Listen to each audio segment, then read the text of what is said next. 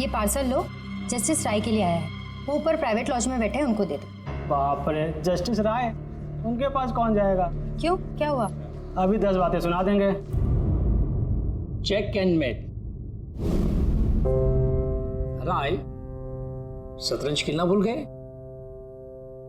ऐसी कोई बात नहीं है, मैं बस आज तगड़ा खेलने के मूड में नहीं हूं। और सुनो, तुम भी आज मुझे हराने की कोशिश नहीं करोगे, समझे? क्यों भाई, तुम्हारा जन्मदिन है इसलिए? बिल्कुल, बहुत अच्छा गेम खेला तुमने। एक और खेले? ठीक है।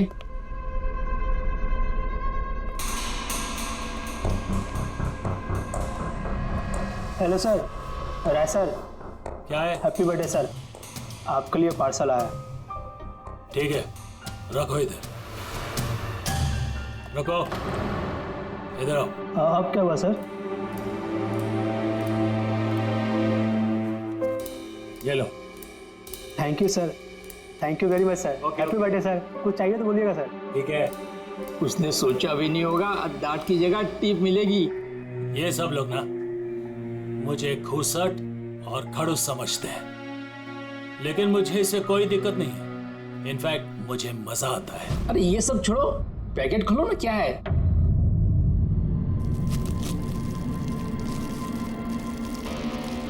ये है क्या? देश के सर्वश्रेष्ठ कानूनी दिमाग को सम्मान पूर्वक भेंट। कोई नाम नहीं? Press the tell.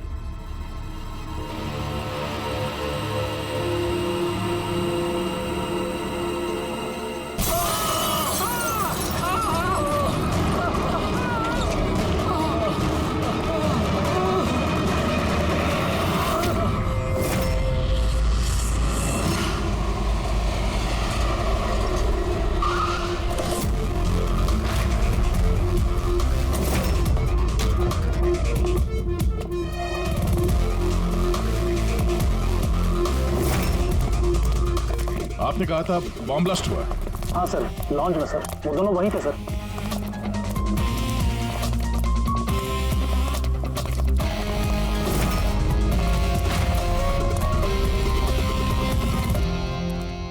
ये देखिए सर।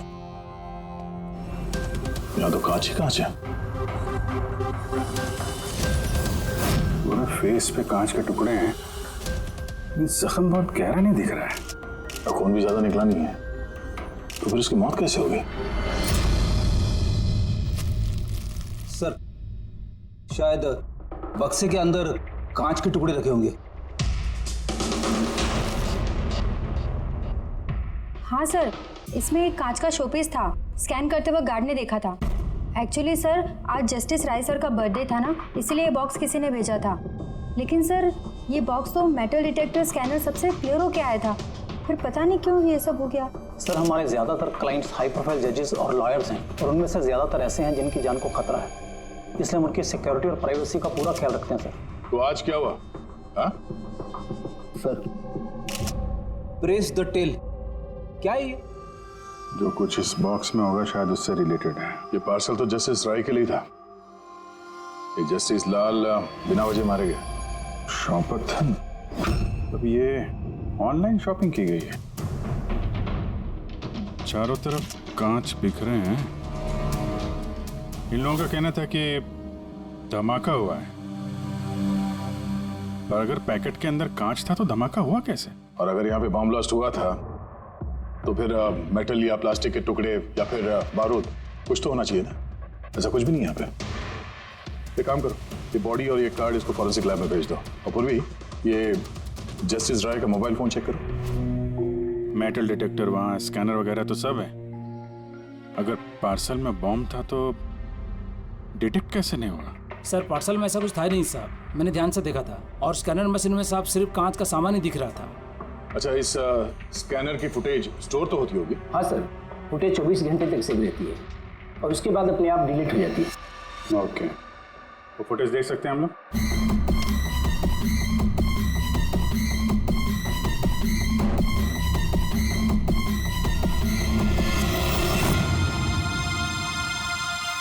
ये क्या? कोई शोपीस तो लग रहा है। देखिए सर, कहीं कोई मेटल है ही नहीं। और इतना पारदर्शी कांच ही हो सकता है। जब वो डिलीवरी बॉय आया था तब की फुटेज है?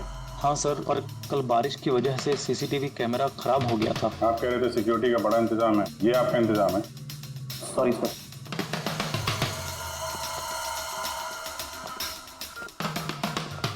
अब दे के हमारे पास यही एक सुराग बचा है, वो कुरियर आईडी, बस।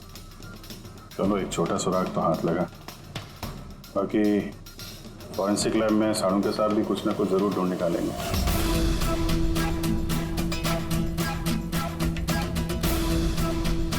ये गुत्थी तो सूरज ही नहीं रही है। समझ में नहीं आ रहा है आखिर ये हुआ कैसे। जैसा कि तू कह रहे तेरे समझ में नहीं आ रहा कि इन दोनों की मौत हुई कैसे? अरे नहीं, ये समझ में आ गया कि इनकी मौत कैसे हुई है।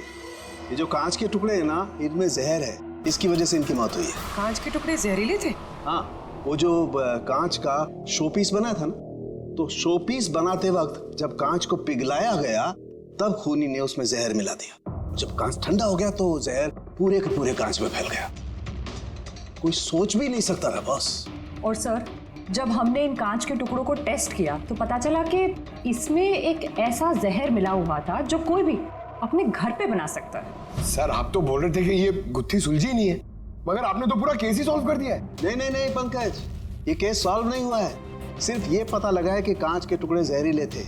बस ये केस जितना सिंपल दिख रहा है उतना सिंपल है नहीं। लेकिन सर इसमें इतना कंफ्यूजन क्या है? कांच ब्लास्ट हुआ और उसके टुकड़े इन दोनों को लगे, जहरीले कांच के टुकड़े, जहर खून में मिला और इन दोनों की मौत हो गई, राइट? करेक्ट। लेकिन तुमने बीच में क्या कहा? कांच ब्लास्ट हुआ। अब सवाल यह है कि कांच ब्लास्ट कैसे हुआ? जब इसमें कोई विस्फोटक नहीं है, किसी किस्म का कोई केमिकल नहीं मिला है, तो ये ब्लास्ट हुआ कैसे? फोरेंसिक सर्जन कौन है? मैं हूँ। तो फिर तुम बताओगे ना। फॉरेंसिक एक्सपर्ट हूँ, जादूगर नहीं हूँ। अच्छा, समझ में नहीं आ रहे तो जादूगर नहीं हूँ। सर सर सर, इन जहरीले टुकड़ों के अलावा हमें एक और चीज मिली है। क्या? ये कार्ड जो इस गिफ्ट के पास था, ये कार्ड का पेपर वैसे तो मोटा दिख रहा है, लेकिन एक्चुअल में ये दो पेपर को यूं चिपका कर बनाया गया है। और ये देखिए इसमें क्या लिखा है। सजाए मौत। मतलब खूनी ने सिर्फ कत्ल ही नहीं की, कत्ल के साथ साथ एक मैसेज भी भेजा, सजाए मौत। जो हुआ उसका बहुत दुख है हमें, पर ऐसे समय में भी हमें आपसे कुछ सवाल करने पड़ेंगे। जी मैं समझ सकती हूँ। आपको किसी पर शक है? जी मेरे पति कानून पर सख्त और न्यायप्रिय इंसान थे, तो जाहिर सी बात है कि ऐसे इंसान के लाखों लोग दुश्मन हो सकते हैं। वो अपराधी जिनको इन्होंने सजा दी थी, वो वकील जो इनकी सख्ती से बहुत परेशान थे और इनके फैसले से नाखुश भी। आए दिन उन्हें धमकियां भरे फोन आते थे और लेटर्स भी, पर इन सब के बावजूद भी वो अपने आप पर गर्व महसूस करते थे। उन्हें लगता था कि उनकी ईमानदारी का ये इनाम था। I'm sorry, इससे आगे मैं और कुछ आपको बता नहीं पाऊंगी, पर हाँ, आनंद आपको सब कुछ बता देगा। आनंद? आनंद कौन है? आनंद इनका पर्सनल असिस्टेंट है। कहाँ मिलेंगे मिस्टर आनंद? वो मेरे पति के चेंबर में ही ऊपर बैठकर काम कर रहे हैं। आप चाहे तो उन्हें मिल सकते हैं। मिस्टर आनंद, जस्टिस राय पे बहुत सारे हमले हुए थे, बहुत लोग दुश्मन थे उनके। क्या जानते हैं इनके बारे में आप? सर, उनको धमकी देने वाले लोगों की कमी नहीं थी। अच्छा, ऐसे कितने लोग थे जिन्होंने जान से मारने की धमकी दी थी? अनगिनत।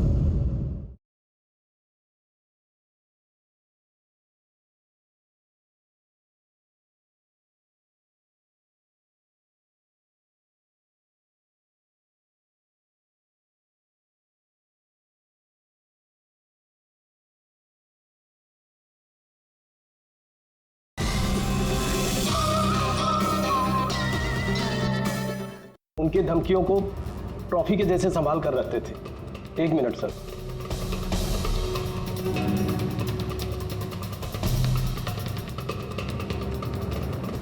ये रही उनकी ट्रॉफीज। ये सचमुच ज्यादा है। लोग उन्हें बहुत सख्त समझते थे, लेकिन सच पूछो तो सर बड़े ईमानदार और न्यायप्रिय थे। यहाँ तक वकील भी उनसे डरते थे और अपराधी उनके नाम से कांपते थे। धमकी भरे खत तो ठीक है, लेकिन ये पत्थर और स्याही क्यों? कई साल पहले किसी ने खिड़की से पत्थर फेंका था तो सर ने पत्थर भी रख लिया था। और ये स्याही की बॉटल? अरे सर ये तो कुछ ही महीने पहले की बात है।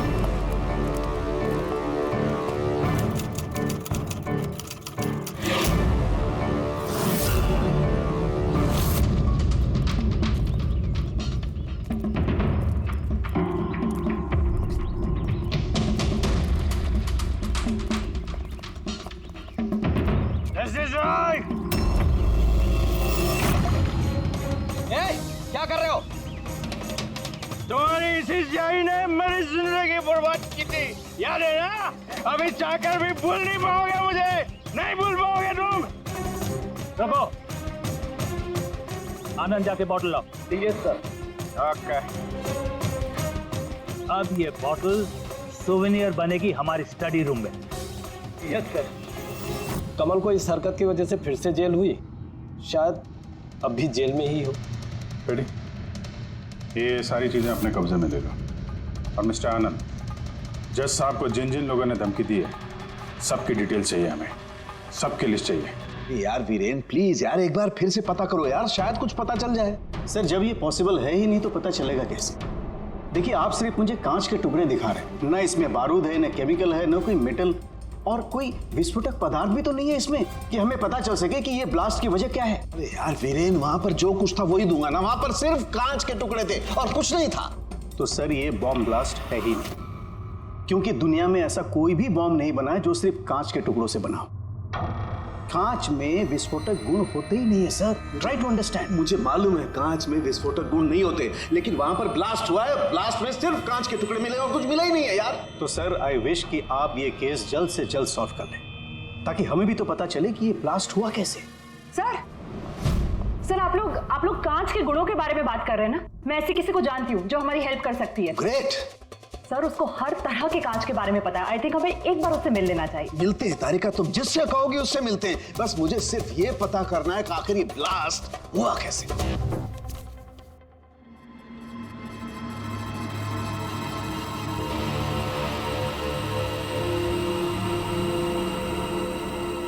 हाँ भाई, कहाँ तक पहुँचा? सर बस 2 मिनट हो जाएगा, 2 मिनट। ओके, देखें पूर्वी को क्या मिला।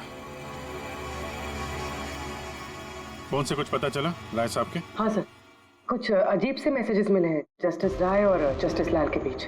अजीब मैसेज? कैसे हैं? ये देखिए सर, ये मैसेजेस हैं या शायद कोई कोड्स हैं जो नंबर्स और लेटर्स को मिला के बनाए गए हैं। ये देखिए सर, ये मैसेजेस जस्टिस राय ने जस्टिस लाल को 2 बार भेजे, एक बार 3 महीने पहले और दूसरी बार सिर्फ 1 महीने पहले। अब या तो ये इन दोनों दोस्तों के बीच का कोई सीक्रेट कोड है या तो फिर कोई ऐसी खास बात है जो जस्टिस राय जस्टिस लाल को बताना चाहते हैं। एक काम करो, ट्राई करो डिकोड करने के लिए, देखो कुछ पता चलता है क्या। हाँ, ये लिस्ट पूरी हुई? हाँ सर, जस्टिस राय के पीए आनंद ने जो हमें धमकियों के बारे में बताया था सर, उस हिसाब से हमने ये 3 सस्पेक्ट की लिस्ट बनाई है। 3 भागों में क्यों, क्या है? अब यहाँ पे जितने लोग हैं इनमें से सभी लोगों ने कभी ना कभी जस्टिस राय को धमकी दी है और इनमें से ज्यादातर लोग जेल में भी है। लेकिन ये वनेश, ये एक मर्डर के केस में अंदर गया है और बाद में इसकी दिमागी हालत ठीक नहीं है, इसलिए इसे रिहा कर दिया गया। और ये कमल जी, इन्होंने जस्टिस राय पे स्याही फेंकी और इस जुर्म में इन्हें अंदर कर दिया गया। फिलहाल ये कहाँ पर है उसकी कोई जानकारी नहीं है। सर ये दूसरी लिस्ट जो है इसमें से ये 3 लोगों को सजाए मौत दी हुई है सर जस्टिस ने, और ये अभी भी जेल में अपनी सजा काट रहे हैं। 3, ये चौथा, ये कौन है? सर ये है किशोर जी, इनके बेटे को जस्टिस ने 3 साल की सजा दी थी सर, और न्यूज़ में एक आर्टिकल आई थी कि ये सजा ज़्यादा देने की जरूरत नहीं थी और इस वजह से वो शायद डिप्रेशन में होगा और उसने अपनी आत्महत्या कर ली सर। तो इस किशोर के पास अच्छी खासी वजह है बदला लेने की। और ये है धवन, ये एक वकील है पेशे से, और अजीब बात ये है कि पिछले साल इसने जस्टिस राय के कोर्ट में बहुत सारे केसेस लड़े पर वो एक भी जीत नहीं पाया, सारे हार गए। तो कहीं ये हारा हुआ वकील बदला लेने के चक्कर में राय साहब को, हाँ ये भी हो सकता है कि ये कोई काबिल वकील ही ना हो। तो अब कुल मिला के हमारे पास बचते हैं 4 सस्पेक्ट। एक ये कमल, वनेश, किशोर और धवन। सर, गिफ्ट भेजने वाले का पता चल गया। वो गिफ्ट कमल ने भेजी थी और शॉपेथॉन वालों ने कुरियर की आईडी से पता किया है। तो उनके पास उसका एड्रेस तो होगा ना? नहीं सर, एड्रेस का तो पता नहीं चला। कोई बात नहीं, कमल जिस जेल में था वहां से पता चल जाएगा। वहां चलते हैं। सॉरी ऑफिसर, लेकिन हमें उसे 1 महीना पहले ही छोड़ना पड़ा। जज पे हमला किया था, इतनी जल्दी छूट गया? एक मिनट, आपने कहा कि उसे छोड़ना पड़ा, लेकिन क्यों? उसकी तबीयत की वजह से, क्योंकि सालों से उसको नशे की लत थी। 7 साल पहले वो एक केस में पकड़ा गया था, वहाँ उसने पीना छोड़ दिया, लेकिन जेल से छूटने के बाद फिर उसने पीना शुरू कर दिया, इसलिए उसका पूरा लीवर खराब हो चुका था। ये भी तो हो सकता है कि उसने लीवर खराब होने का बहाना किया हो। नहीं सर, हमने डॉक्टर से कंफर्म करके उसे छोड़ा था। अच्छा, उसका एड्रेस तो होगा ना आपके पास, वो दे दीजिए। एड्रेस तो है, लेकिन मुझे लगता है वो वहाँ नहीं मिलेगा, वो हॉस्पिटल में ही मिलेगा, क्योंकि उसे जल्द से जल्द लीवर ट्रांसप्लांट करने की जरूरत थी। लेकिन जहाँ तक मुझे पता है कि शराब के आदी लोगों को लीवर ट्रांसप्लांट की इजाज़त नहीं मिलती है। मिलती है, अगर शराबी कम से कम 6 महीने तक शराब ना पिए तो, और यहाँ जेल में तो मिलने से रही, इस बिना पे हमने उसको permission they the. Okay sir, thank you. अगर ऐसा है तो अपनी जान बचाने के लिए उसने कहीं ना कहीं किसी हॉस्पिटल में रजिस्ट्रेशन तो करवाया ही होगा। एग्जैक्टली। और ये कोई छोटा मोटा इलाज तो है नहीं जो कहीं भी हो जाए। शहर में गिने चुने हॉस्पिटल हैं जहाँ पे ट्रांसप्लांट हो सकता है।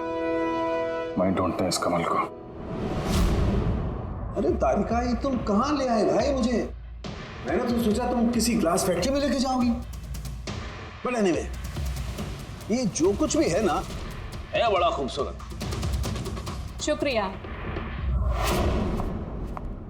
आप sir, she is my friend Vivian. ये ब्यूटीफुल आर्ट गैलरी इसी की है। ये ऐसे खूबसूरत आर्ट पीसेस बनाती रहती हैं, और कांच के भी। And Vivian, he is doctor Salunkhe. Hello. अच्छा यार, we need your help.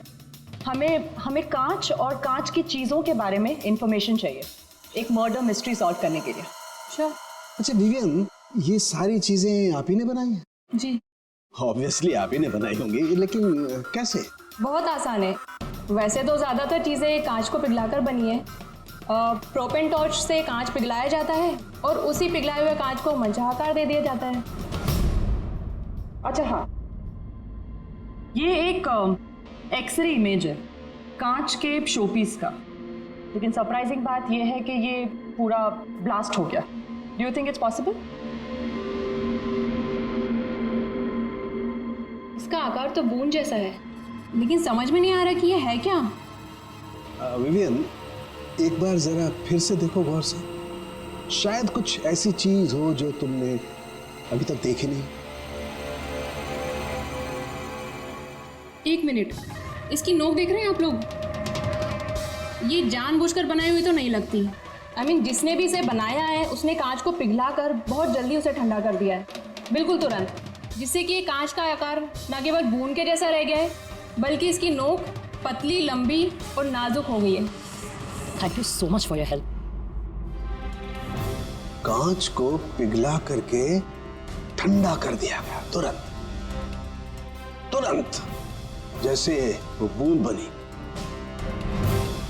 My God. तारिका, हमें लैब में चलना है तुरंत, फौरन। और हाँ, वो विवियन, हमें आपकी वो प्रोपेन टॉर्च चाहिएगी प्लीज। भुवनेश, अब तीनों को जस्टिस राय के खून के सिलसिले में यहाँ बुलाया गया है। मर गया? बड़ा भगवान बनता था, लोगों के जिंदगियों का फैसला करता था। चलो अच्छा है, अब मर गया। सर, इसे देख के तो लगता है कि ये दिमागी हालत से ठीक नहीं है। हो सकता है नाटक कर रहा हूं। असाइलम की अटेंडेंस स्लिप है इसकी।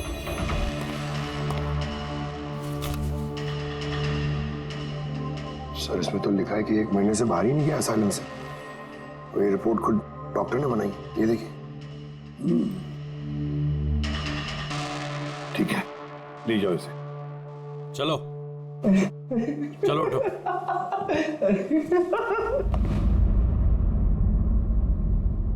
खुश तो आप भी होंगे ना जस्टिस राय की मौत से?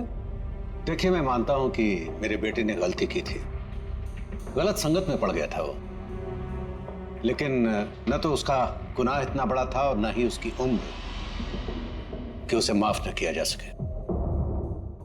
और फिर अगर सजा देनी ही थी तो कम सजा दी जा सकती थी उसे, लेकिन जस्टिस राय ने ऐसा कुछ नहीं किया, जिसकी वजह से आपके बेटे ने आत्महत्या कर ली। जी। और आप जस्टिस राय को उसका जिम्मेदार मानते हैं? बिल्कुल मानता हूं, और मैं खुद को भी जिम्मेदार मानता हूं। शायद मेरी अपनी परवरिश में कोई कमी रह गई थी। और धवन जी, आपने पिछले साल में जस्टिस राय के कोर्ट में 17 केसेस लड़े हैं और आप 17 के 17 केसेस हार गए। आपको भी गुस्सा आया होगा, इसलिए आपने तो इस वजह से मैंने उनका खून कर दिया, ऐसा सोच रहे हैं आप? इससे बचकानी सोच कोई हो ही नहीं सकती। इस वजह से कोई किसी का खून करता है क्या? इस जजमेंट की वजह से आपके क्लाइंट्स आपको छोड़कर चले गए, वकील के तौर पर आपकी बदनामी हुई। जस्टिस राय ने ना सिर्फ आपके खिलाफ जजमेंट दी, बल्कि आपके प्रैक्टिस के खिलाफ, आपकी वकालत के खिलाफ जजमेंट दी। सर, मैं मानता हूं आपने जो कुछ भी कहा सच है, लेकिन इससे यह कतई साबित नहीं होता कि मैंने उनका खून कर दिया है। धवन जी, साबित नहीं हुआ तो क्या हुआ? हो तो सकता है ना। देखिए सर, मेरी इतने सालों की प्रैक्टिस है, इस पेशे में कोई नया नहीं हूं मैं। सर, मैंने इतने सालों तक मेहनत करके बहुत नाम कमाया है, लोग जानते हैं मुझे।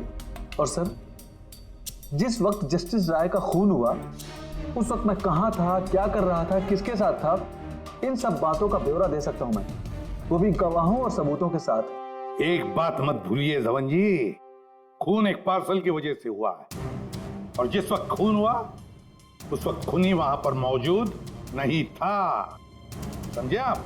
इसलिए आपके गवाह और आपके सारे सबूत हमारे लिए कोई मायने नहीं रखते। आप सिर्फ भूलिएगा मत कि जब तक ये केस सॉल्व नहीं होता आप हमारे शक के दायरे में हैं।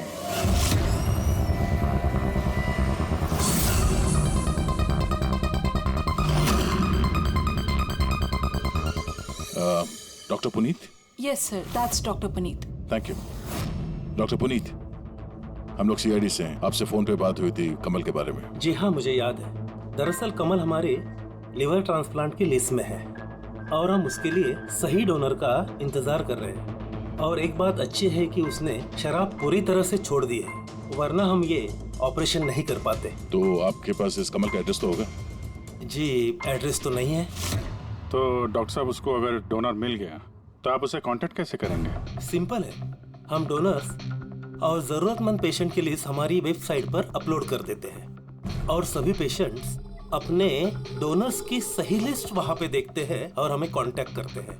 अगर कमल अपना नाम लिस्ट में देख लेता है तो यकीनन वो यहाँ आ जाएगा। ये तो बहुत अच्छी खबर है। डॉक्टर साहब, आपको हमारा एक काम करना होगा।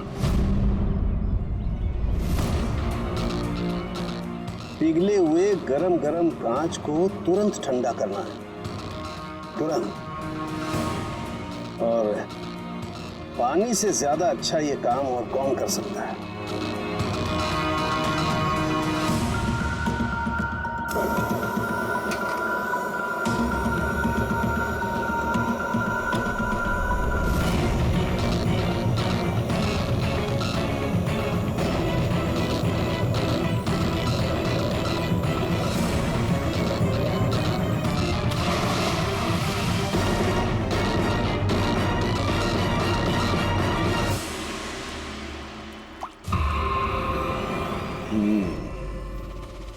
तो ऐसे बनी ये कांच की बूंद,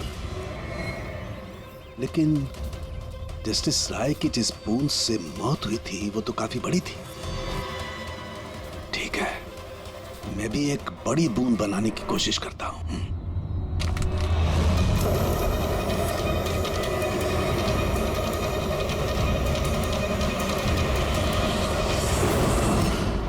ये कोड्स आखिर है क्या? कुछ पता ही नहीं चला। माय गॉड,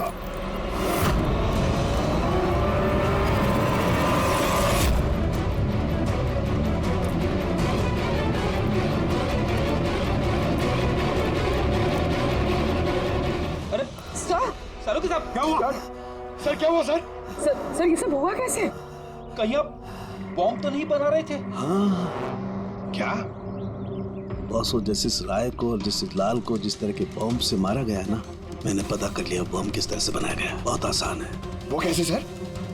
अरे यार, सब कुछ यही पूछोगे, थोड़ी मरम पट्टी तो करने दो यार। बस कांच के इस बूंद जैसे आकार को सिर्फ एक ही तरीके से बनाया जा सकता है, गरम गरम पिघले हुए कांच को पानी में गिराकर। पिघला हुआ कांच पानी में गिरेगा और तुरंत ठंडा होकर के ये बूंद जैसा आकार ले लेगा। इसके इस आकार की वजह से ही इसे कांच के आंसू भी कहा जाता है। यार, कांच के आंसू के बारे में छोड़, कैसे बनते हैं ये कांच का आंसू, फूटा कैसे, ये बता पहले। वही तो पता करने की कोशिश कर रहा था बॉस। मैंने इस कांच के आंसू मतलब इस बूंद के अगले सिरे को बहुत मोड़ने की कोशिश की, लेकिन कुछ नहीं हुआ। उसके बाद मुझे याद आया, पार्सल के साथ मैसेज भी आया था और उस मैसेज में लिखा हुआ था प्रेस द टेल। मैंने ये इसकी दुम, इसकी पूंछ को दबाया, बम। आपको मालूम ही है सर, ये पूंछ दबाई और टूट गया, ये कुछ समझ में नहीं आया। मैं समझा। दरअसल ये सब कुछ होता है कांच के अणुओं में भीषण भौतिक तनाव की वजह से। जैसे ही कांच, गरम गरम कांच, पिघला हुआ कांच एकदम ठंडा होता है, इसके अणुओं में बहुत जबरदस्त भौतिक तनाव हो जाता है और फिर इसकी पूंछ को जब तोड़ा गया तो जबरदस्त भौतिक तनाव की वजह से इसके अणु एकदम बिखर गए और बूम, ब्लास्ट। ये सब कुछ कोई आम आदमी जान ही नहीं सकता। इसे जानने के लिए भौतिक विज्ञान की अच्छी खासी जानकारी होना बहुत जरूरी है। यानी कातिल कोई ऐसा है जो ये सब अच्छी तरह से जानता है। डॉक्टर पुनीत अपनी केबिन में है? हाँ सर है। Thank you. डॉक्टर साहब मेरे लिए डोनर मिल गया? हाँ, कब है मेरा ऑपरेशन, कब कर सकते हैं? वो अभी हम आपका ऑपरेशन नहीं कर सकते क्योंकि आपके लिए सही डोनर नहीं मिला है। ऐसे कैसे हो सकता है डॉक्टर? मेरा नाम लिस्ट में सबसे पहले था।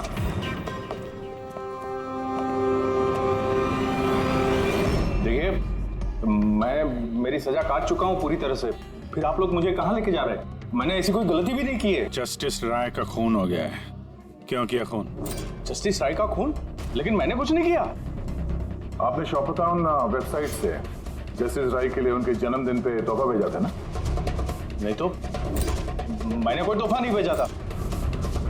तुमने कुछ नहीं किया तो फिर तुम अंडरग्राउंड क्यों थे? देखिए, मैं अंडरग्राउंड नहीं हुआ था। सचमुच मेरी तबीयत खराब रहती है, इसलिए शहर से बाहर हेल्थ स्पा ज्वाइन कर लिया है मैंने। जेल से छूटने के बाद मैं वही रहता हूँ। और वो पार्सल, कांच का अजीब सा शोपीस जो आपने जस्टिस राय को भेजा था शॉपटाउन वेबसाइट से, जिसपे आपका कॉन्टैक्ट डिटेल्स भी था। हाँ, मैंने शॉपटाउन वेबसाइट से शॉपिंग जरूर की है और पार्सल भी भेजा है, लेकिन जस्टिस राय को नहीं भेजा मैंने मेरी बेटी को भेजा है क्योंकि उसका जन्मदिन था। मेरी वाइफ मुझसे नाराज है, इसलिए मेरी बेटी को मुझसे नहीं मिलने दे रही है, तो मैंने वो शॉपटाउन वेबसाइट से गिफ्ट खरीदा और मेरी बेटी को पार्सल कर दिया। कोई सबूत है इसका तुम्हारे पास? हाँ है ना सर, मैं आपको शॉपटाउन वेबसाइट का मेरा अकाउंट दिखाता हूँ, उस पर आप लोगों को पता चल जाएगा कि मैंने कब और क्या खरीदा है। देखिए। ठीक है।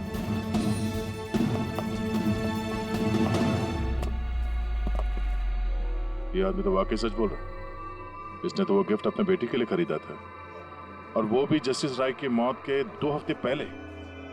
मतलब कातिल जानबूझ के हमारा ध्यान इसकी तरफ भटका रहा था। यानी वो जो कोई भी है, उसे कमल की पूरी हिस्ट्री के बारे में मालूम था।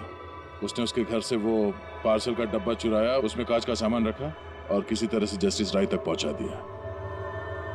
कातिल वही है जिसने ये पार्सल जस्टिस राय तक पहुंचाया।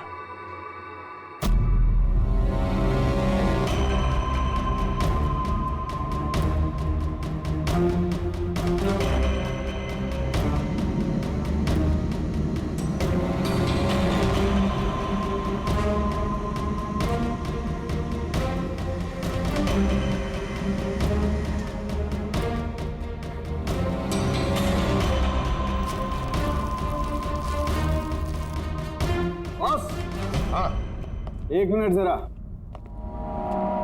तो से देखो, इस एड्रेस के नीचे की तरफ एक और एड्रेस, और ये दोनों पते अलग अलग हैं। डैम इट, एक सुराग मिला था वो भी गलत निकला।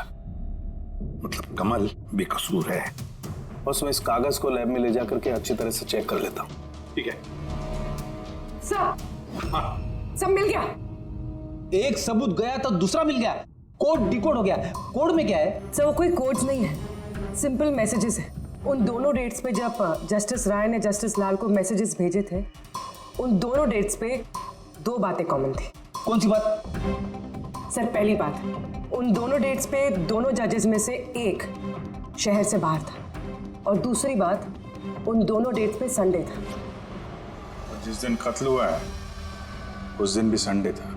Exactly sir. और मारे जाने से पहले वो दोनों शतरंज खेल रहे थे। यस। जो मैसेजेस जस्टिस राय ने जस्टिस लाल को भेजे हैं वो कोई कोड्स नहीं, शतरंज की चालें थी। वो दोनों चाहे कहीं भी हो अपना शतरंज का खेल जरूर पूरा करते थे। जहां छोड़ा अगली बार वहीं से पकड़ते थे। मतलब दोनों भी जजेस संडे के दिन शतरंज खेलते थे, और ये बात कातिल जानता था, इसीलिए उसने उसी संडे को खुद अपने हाथों जाकर वो पार्सल डिलीवर किया। वो जानता था कि जस्टिस राय वहां होंगे। सर वो ये भी जानता था कि जस्टिस लाल भी वहां पे होंगे। बिल्कुल सही कहा तुमने अभिजीत, बिल्कुल सही कहा। हम तो ये सोचकर चल रहे थे कि कातिल ने जस्टिस राय पर हमला किया, पर उस एक्सप्लोजन में जस्टिस लाल की जान बेवजह चली गई। हालांकि असली बात तो ये है, कातिल चाहता था कि जस्टिस राय के साथ साथ जस्टिस लाल को भी खत्म कर डाले। किशोर, जतिन, भुवनेश, इन तीनों की कुंडली निकालो, देखे तो सही कि इनमें से किसी के पास कोई वजह थी इन दोनों जजेस को मारने की। और फिर धवन, पता लगाओ उसके सारे के सारे केसेस उसने जस्टिस लाल के कोर्ट में लड़े थे, वो क्या है और किसके हैं। सर, हाँ सर, धवन के बारे में पता करके आ रहा हूं। जस्टिस लाल के कोर्ट में सर वो 100 में से 75 केसेस आ रहा था। सर, हाँ सर, जतिन के जेल रिकॉर्ड्स मिल गए। उसके वकील ने डिप्रेशन के बिना पे जतिन को छोड़ने की अपील की थी, और उसकी अपील ठुकरा दी गई थी। जज कोई और नहीं, जस्टिस लाल ही थे। तो जतिन के पिता किशोर के पास अच्छी खासी वजह है कत्ल करने की, पर इतना पेचीदा प्लान वो बना पाएगा? वही तो सर, किशोर एक स्कूल टीचर है, उसे कैसे पता होगा कि कांच के आंसू से किसी की जान जा सकती है? ये तो इस बात पर निर्भर है कि किशोर मास्टर जी स्कूल में कौन सा विषय पढ़ाता है। पता लगाओ ये कौन सा सब्जेक्ट पढ़ाता है स्कूल में। रही बात धवन की, उसके पास तो एलिबाई है, तो बस इन दोनों के एलिबाई फिर से चेक करो अच्छी तरह से। बच्चों, आज मैं तुम्हें एक नया एक्सपेरिमेंट सिखाऊंगा। जानते हो किसका? कलर्स का एक्सपेरिमेंट। रेडी? ये देखो, दूध है। अब मैं इसमें डिफरेंट कलर्स के एक एक ड्रॉप डालूंगा।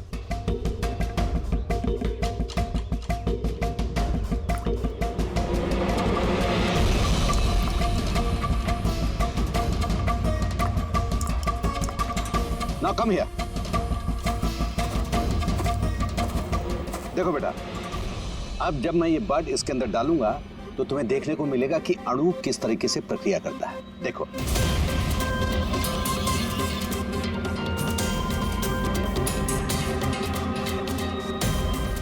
देखा?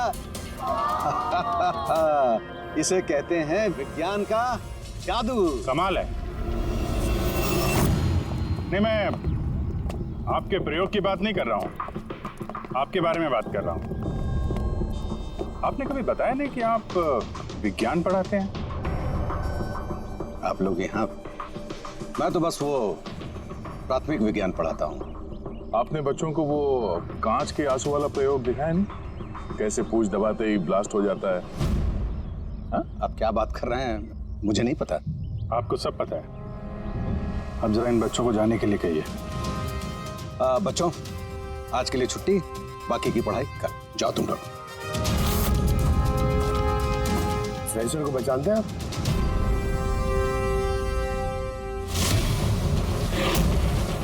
रविवार याद है आपको, जिस दिन टीचर पेरेंट मीटिंग थी? और उसी दिन जस्टिस लाल और जस्टिस राय का खून भी हुआ था। उस दिन आप आए नहीं थे, एब्सेंट थे। इस केस में जिन लोगों पे हमें शक था उनकी एलिबाइज, यानी कत्ल के वक्त वो कहाँ थे, किसके साथ थे, उसका पूरा ब्यौरा सबूत के साथ हमारे पास है, सिवाय आपके। रविवार को आप कहाँ थे?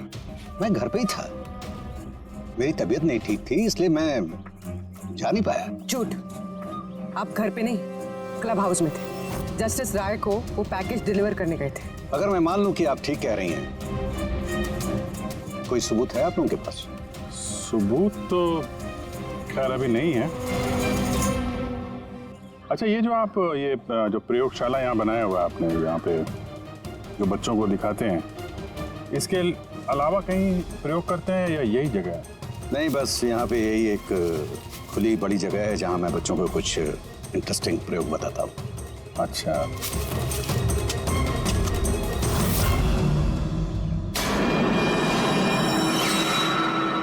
सर आप अंकल? अरे आप लोग वहां कहाँ जा रहे हैं?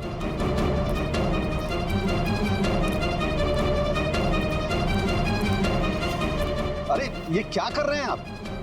प्रोफेसर साहब, आपको सबूत चाहिए था ना, वही ढूंढ रहे हैं। सर, पहचान रहे हैं ना इसे आप? ये तो एक टुकड़ा है, ऐसे बहुत सारे टुकड़े यहाँ मिलेंगे अगर यहाँ पे आसपास खोदा गया तो। क्या आपको भी पता है? ये कोई साधारण कांच के टुकड़े नहीं है डॉक्टर साहब। आपने जो एक्सपेरिमेंट्स किए थे और जो प्रयोग सफल नहीं हुए, आपने उन कांच के टुकड़ों को लाकर यहाँ पर दबा दिया, है ना? अभी आप सच बोलेंगे कि इस कांच को हम जाके टेस्ट करें? क्योंकि अगर इसने टेस्ट किया तो इसमें वो जहर जरूर मिलेगा। हाँ, मैंने ही उन दोनों को मारा है, क्योंकि उन दोनों ने मिलकर के मेरे बेटे को मारा है। मैंने उसी वक्त ठान लिया था कि इन दोनों से अपने बेटे की मौत का बदला लूंगा मैं।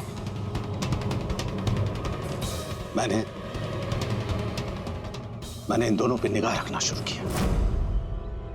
एक दिन बच्चों के लिए इंटरनेट पे कुछ अनोखे प्रयोग ढूंढ रहा था मैं, तभी मुझे ये कांच के आंसू का प्रयोग मिला। मैंने सोच लिया कि अपने बेटे को इंसाफ दिलाने का यही एक तरीका है।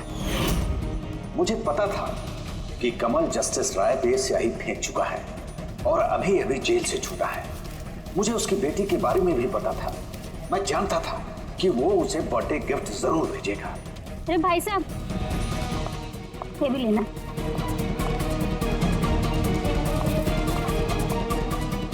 बस उसी गिफ्ट का डब्बा मैंने वहां से उठा लिया और अपने प्लान को अंजाम दिया। मैंने उसे बहुत सावधानी से पैक किया।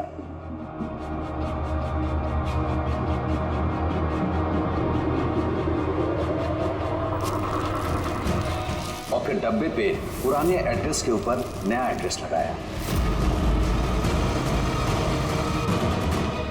फिर मैंने उन दोनों की मौत का सामान वहां पहुंचा दिया। मुझे जो करना था मैंने कर दिया।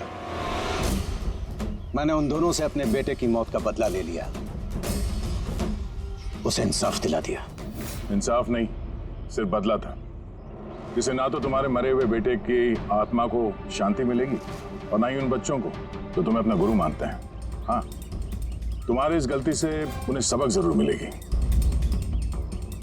अपनी बची हुई जिंदगी जेल में काटते हुए शायद आप भी अपना सबक सीख ही लेंगे।